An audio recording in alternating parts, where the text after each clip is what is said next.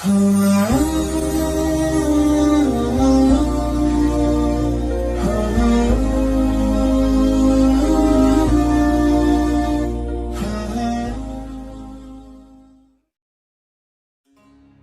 Dimyati adalah seorang ulama harismatik yang dimiliki masyarakat Banten.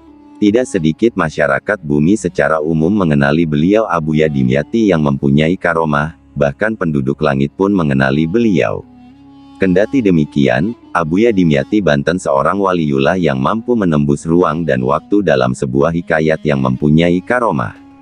Ketawaduan seorang waliullah tersebut terlihat dari sebuah hikayat yang menceritakan seorang saksi mata semasa kehidupannya.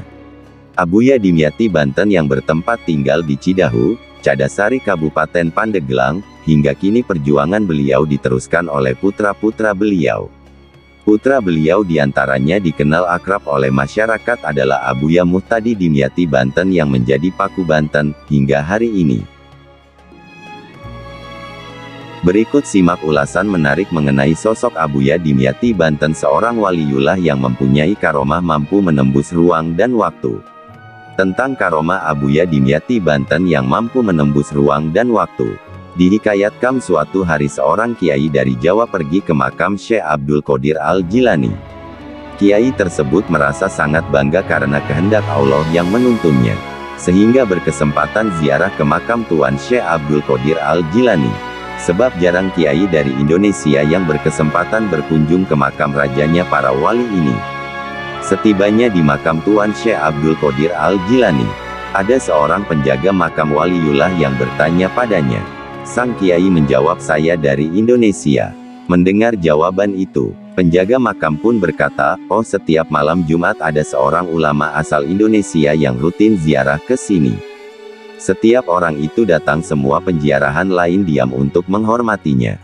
Ketika orang itu mulai membaca Al-Quran, barulah peziarah lain melanjutkan bacaan mereka masing-masing. Mendengar hal itu sang kiai kaget dan berniat untuk menunggu sampai malam Jumat. Karena penasaran siapa sebenarnya ulama Indonesia yang dimaksud penjaga makam itu.